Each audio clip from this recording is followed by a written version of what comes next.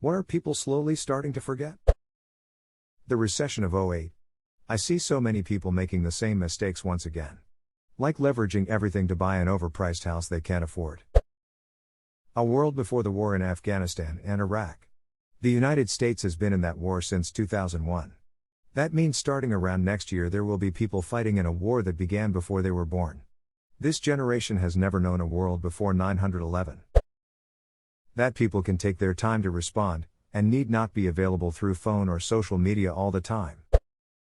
Phone numbers, addresses, etc. With the ability to save numbers to your phone and Google just about every address out there, many people don't seem to commit them to memory anymore. On the opposite side of that, I still remember my home phone number from when I was a kid. That was around 15 years ago now. I remember my phone number and the phone number of my best friend when I was a child. Lol, when I was in HS, during the most boring math class in the world, and since I was so in love, I would add my phone number and the number of my GF together. I can still remember all three to this day. I learned pi like this. Boring class in high school with the digits of pi running all the way around the room. 10 years later I can still recite pi to about 35 decimal places. Nature 100 years ago you could catch a cod that was 6 feet long off the coast of Newfoundland. Today you're lucky if you get one that is a foot. The strange thing is that people are equally excited, now we just think that cod are max 2 feet in length. Ecological amnesia is the term I believe. Definitely thought you were exaggerating or something until I looked it up. A 6.5 feet, 96 kilograms cod sounds absurd and terrifying to fish for. Jesus, sound like you're fishing for lumberjacks. The Panama Papers.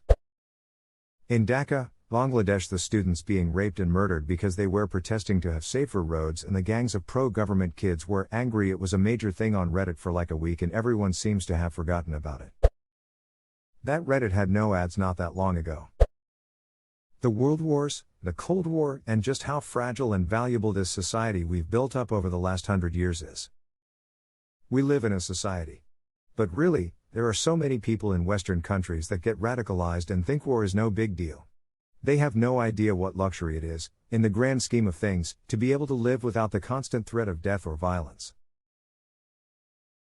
Yeah, we've forgotten about the horrors of war in developed countries. In places like North America, Australia or New Zealand, because they've never really experienced modern war in their homeland, and in the rest, because the people who did have mostly died. The grandparents of our generation, Millennial Gen Z, were the youngest of the victims of World War II and the conflicts that surrounded it. It's crazy to think that my grandparents had to go through exile, hunger and fear when they were just children, and that one of my grandfathers was sent to the front and ended up in a concentration camp when he was younger than I am now. Politics are becoming more and more radicalized, and we are starting to hear a very confrontational and even bellicose speech. It might seem like an overreaction, but it's scary to think that it all started like that here in Europe in the 1920s and 1930s. Agreed. None of my grandparents were part of any of the oppressed groups during World War II, but my grandma told me about what life was like during it. It's a lot of terror and trauma. Her grandfather checked the streets if they were safe, and was promptly shot by either Germans or Soviets. He lived though, and died of cancer in 1962. My grandma and her whole family were also almost run over by a tank when they were hiding in a shack. Duck war and all its advocates. The importance of your privacy.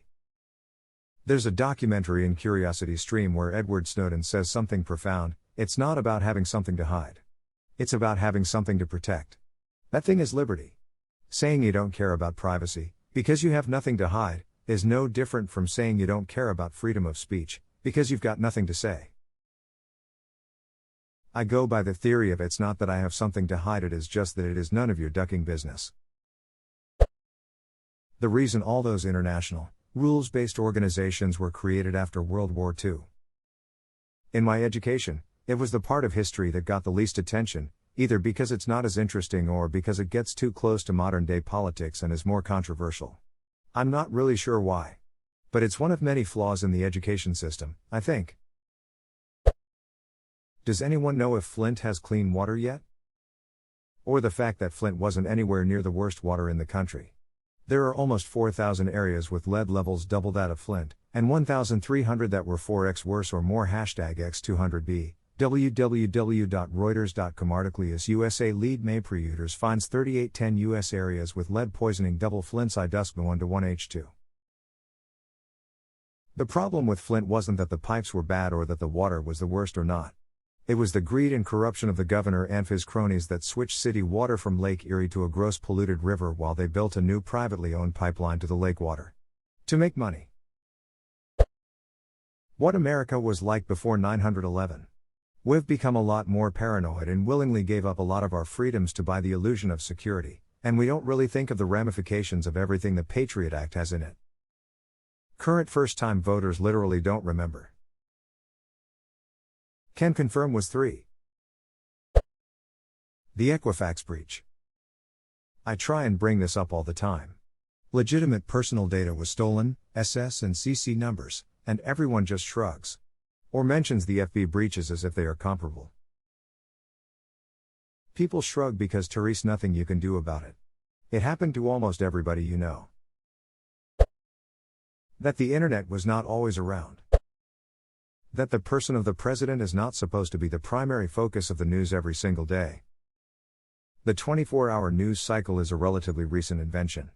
It's fascinating to look back at American history and see periods where the president dominated Washington and the times when Congress dominated the discussion.